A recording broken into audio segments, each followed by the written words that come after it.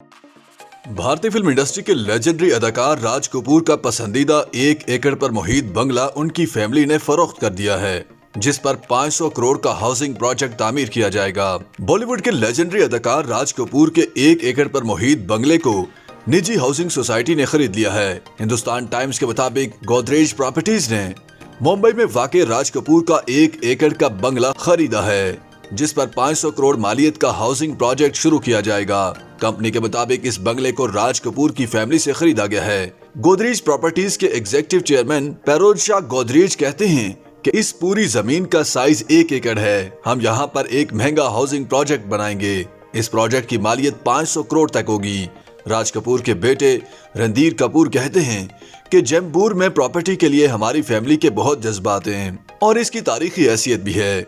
हम एक मर्तबा फिर से गोदरेज प्रॉपर्टीज के शुक्रगुजार हैं, जो हमारे इस तारीखी विरसे को तरक्की देगा।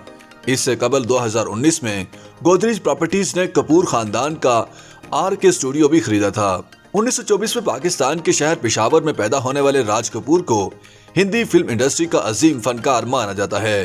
राज कपूर इंडिया की कपूर फैमिली के पहले सुपरस्टार थे। उन्होंने मेरा नाम जोकर, श्री 420, आवारा, संगम और तीसरी बरसात जैसी लाजवाब फिल्मों में अपनी अदाकारी के जौहर दिखाए। राज कपूर के पाकिस्तान के शहर पेशावर में घर को सूबाई हुकूमत ने खरीद कर तारीखी विरसे के तौर पर महफूज करने का काम शुरू किया था।